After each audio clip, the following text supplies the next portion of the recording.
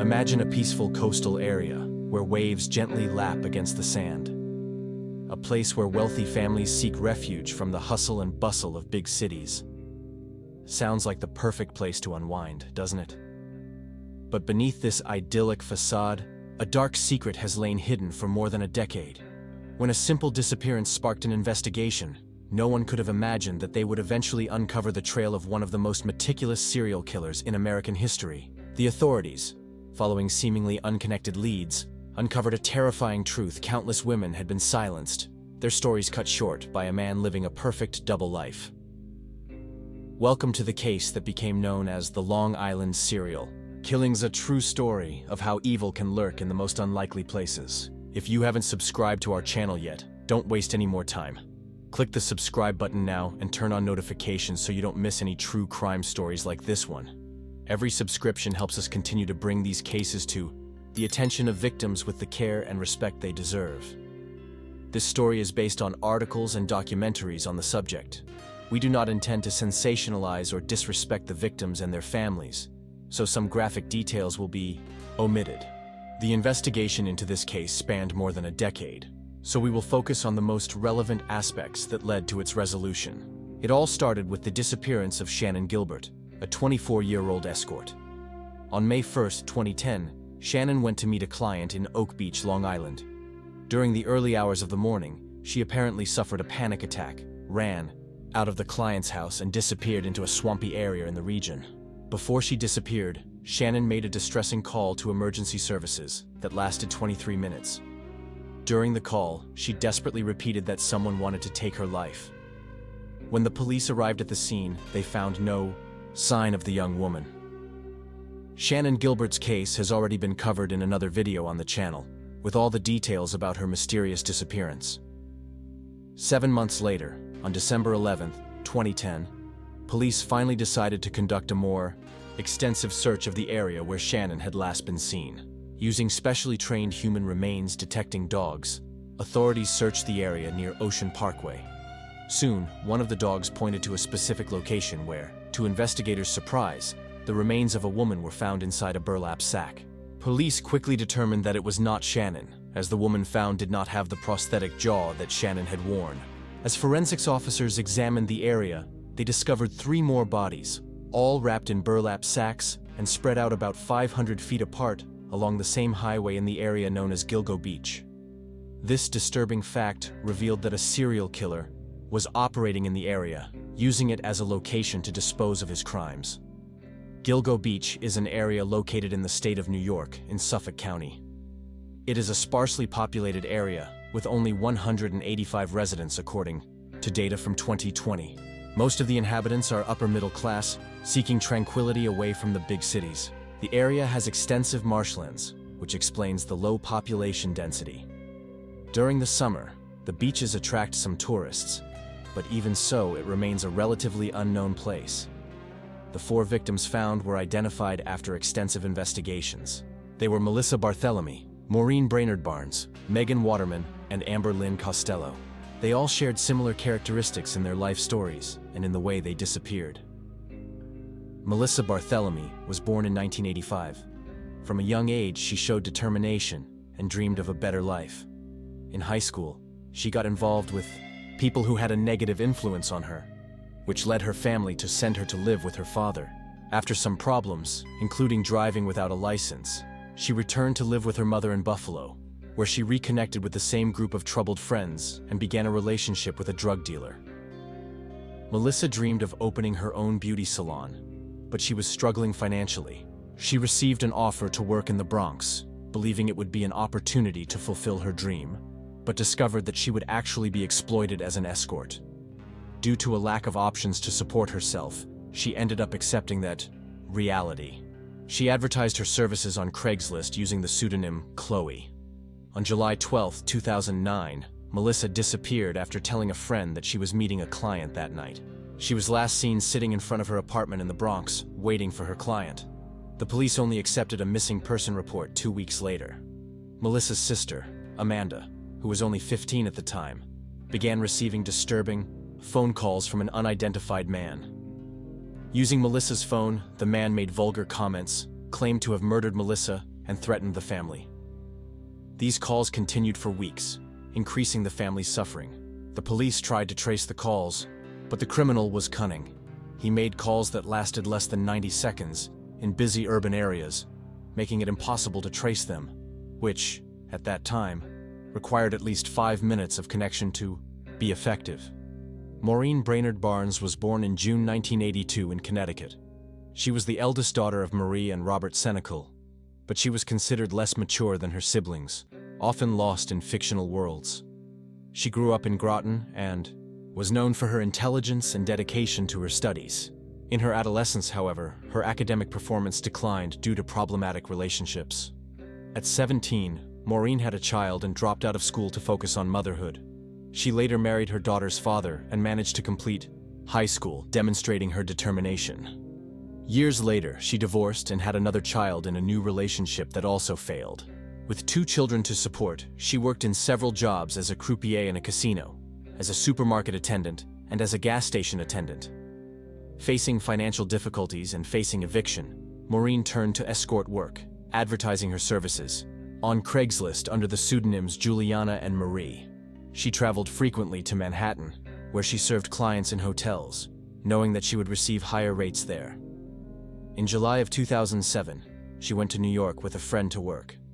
The friend returned to Connecticut before her, and Maureen decided to stay longer to earn enough money to pay her back rent. On July 9th, at approximately 10:43 p.m., she called her friend to say that she was meeting a client outside the hotel where she was staying. That was the last time anyone heard from her. The next day, Maureen was supposed to appear for a custody hearing for her son, but she failed to show up and gave an excuse for her absence, which alarmed her family.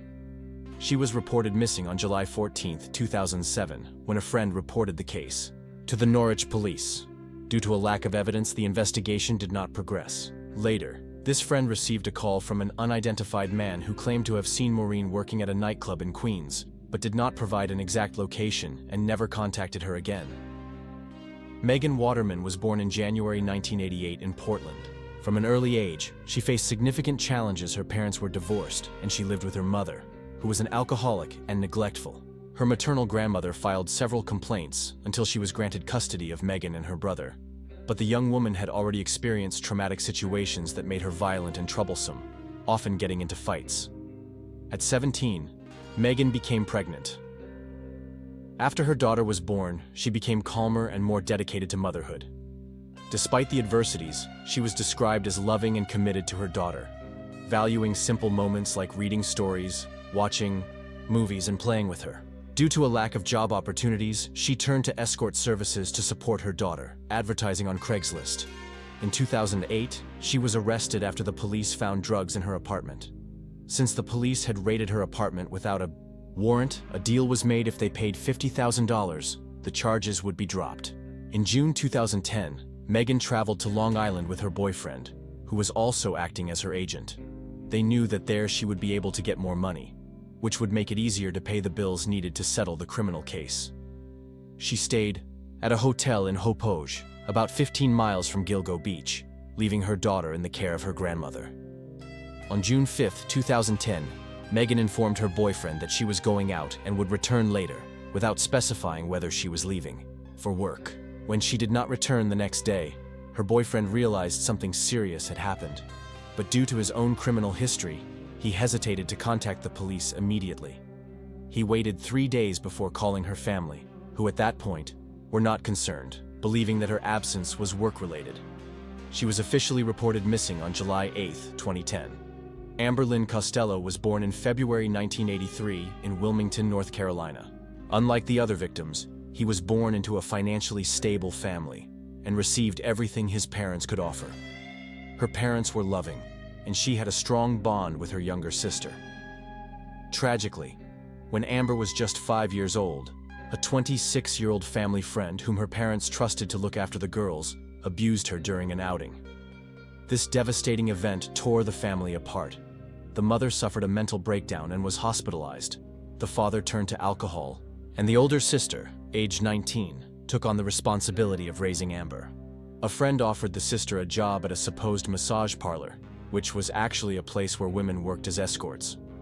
When Amber grew up, she started working at the same place. Eventually, the establishment began selling drugs, leading Amber and her sister to drug addiction. Over time, Amber realized that this life was not what she wanted and began a battle against her addiction, seeking help at a local church.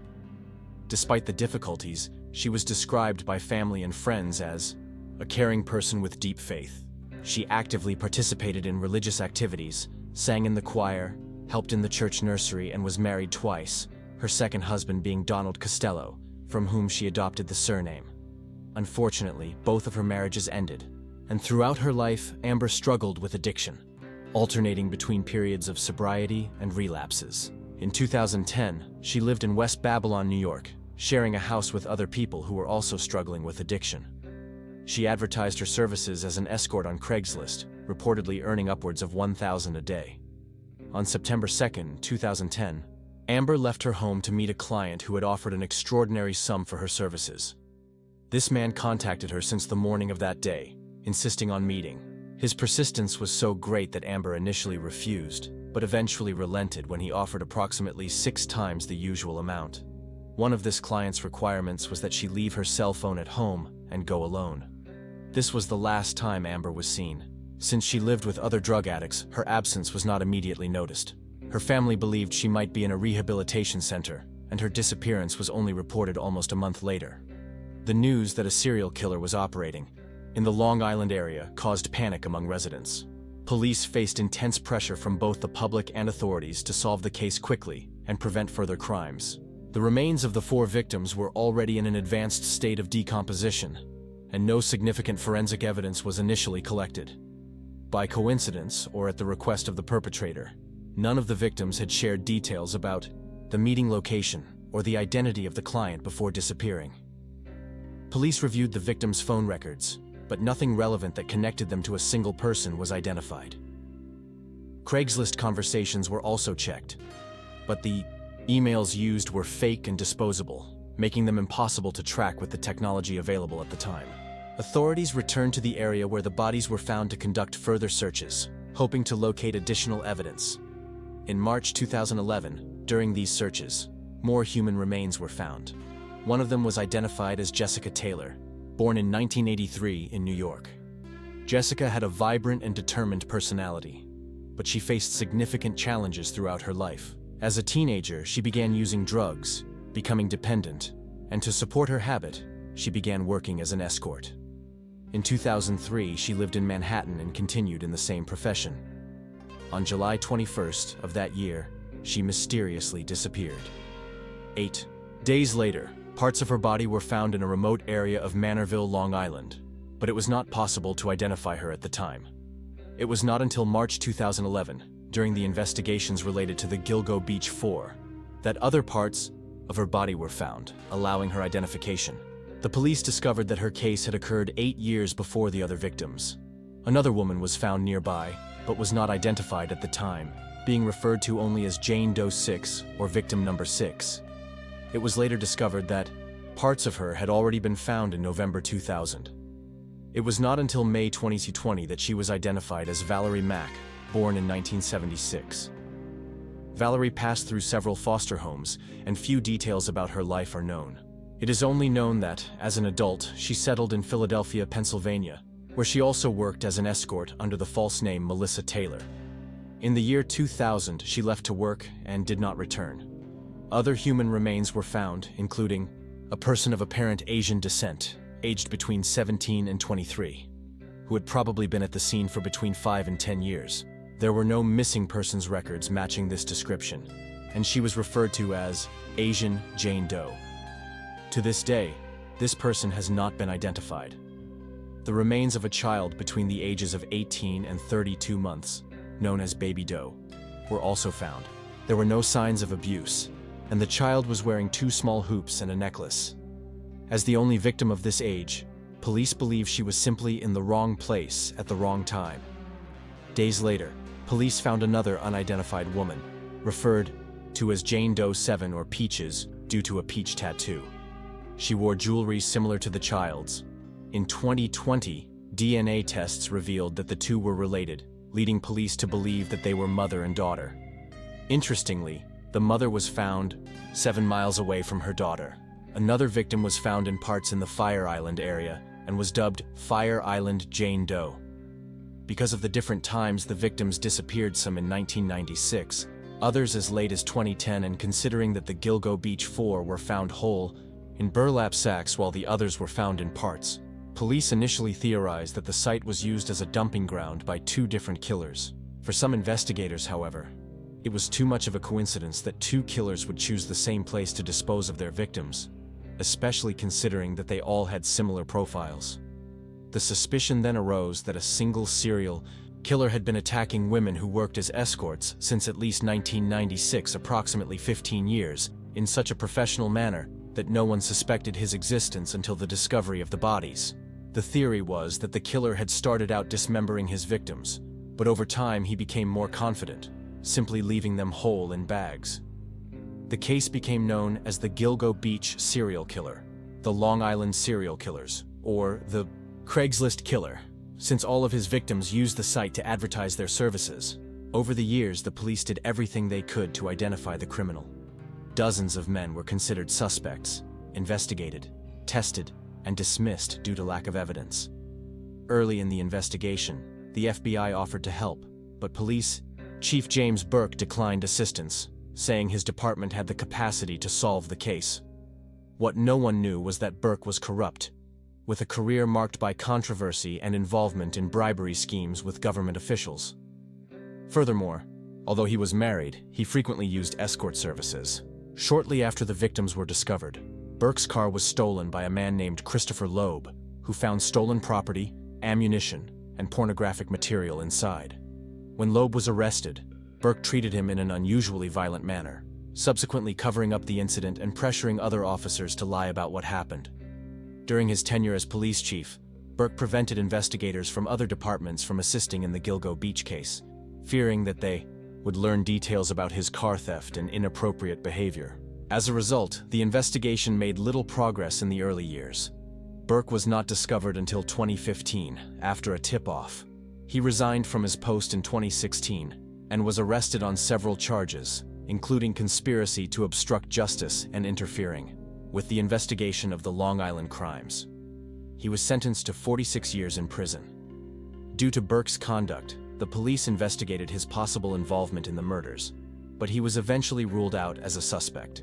After his departure, a new police chief was appointed, and the FBI was called in to assist.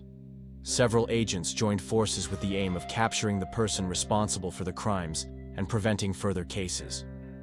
In February 2022, a Gilgo Beach task force was formed, consisting of investigators and municipal, state, and federal police officers.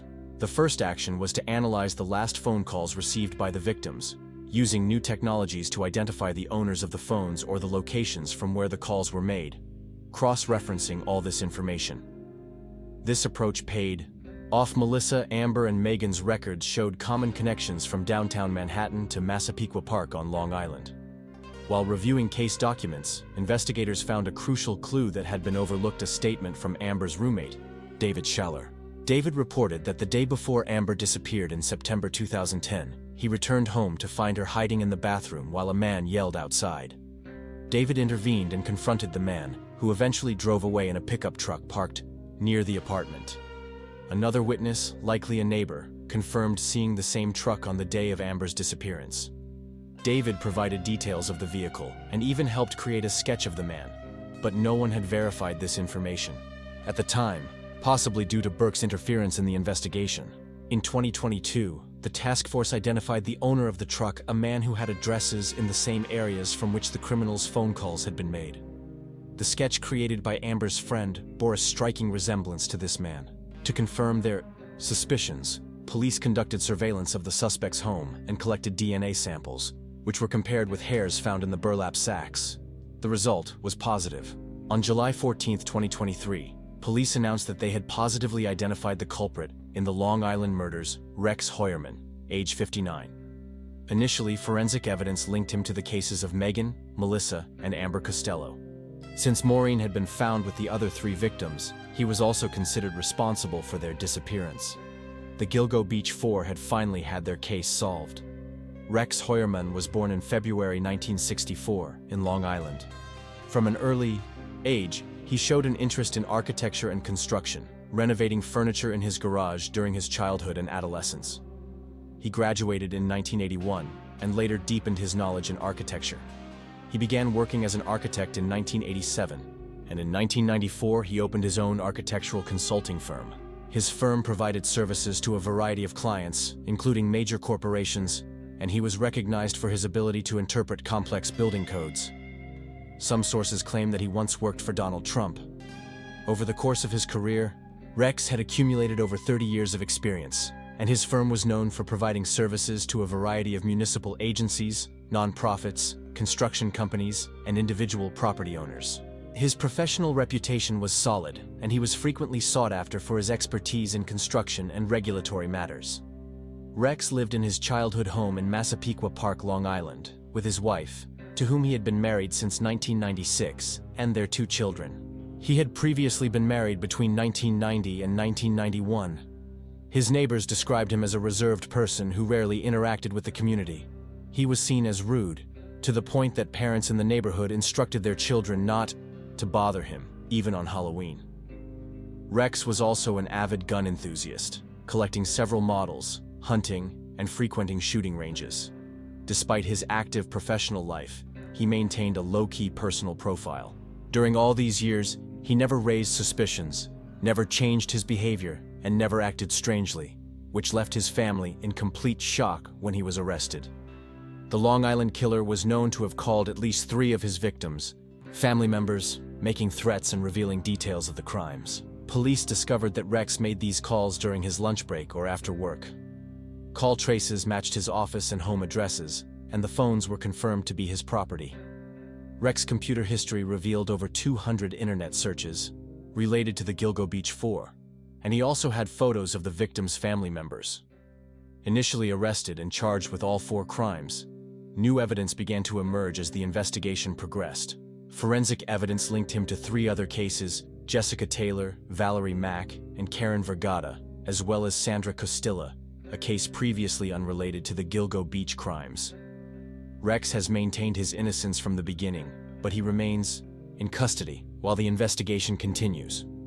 His request to respond to the charges in freedom was denied. Recently, the police discovered documents on his computer that functioned as a manual in which he listed all the items used in the crime's tools, hairnets, tarps, etc. These documents also describe a soundproof cellar where he kept his victims, for as long as possible, committing acts he described as playful pranks.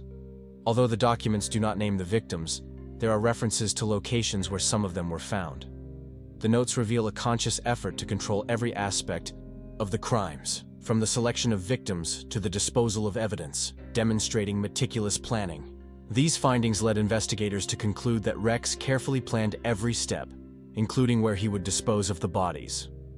To date, the case involves 11 identified victims, of which Rex has been linked to at least 8. But investigations are ongoing, and he is considered the prime suspect in the remaining cases. There are also other unsolved cases of missing or murdered escorts in Chester, a city in South Carolina. Since Rex owns property in that area, police suspect he may have operated in other cities and used other locations to dispose of his victims. As of now, there is no trial date set for the case, as investigations continue in the hopes of linking him to as many victims as possible. Ironically, his crimes were only discovered due to the strange disappearance of Shannon Gilbert, the case that started the entire investigation. Although Shannon's death occurred under suspicious circumstances, no connection has yet been established between her and Rex Heuermann. Did you like this video? Don't forget to subscribe to the channel, like it, and share it with your friends. Check the comments. Tell us what you thought of this story, or suggest cases that you would like to see covered in future videos. Your participation is essential so that we can continue bringing stories like this. Until the next case.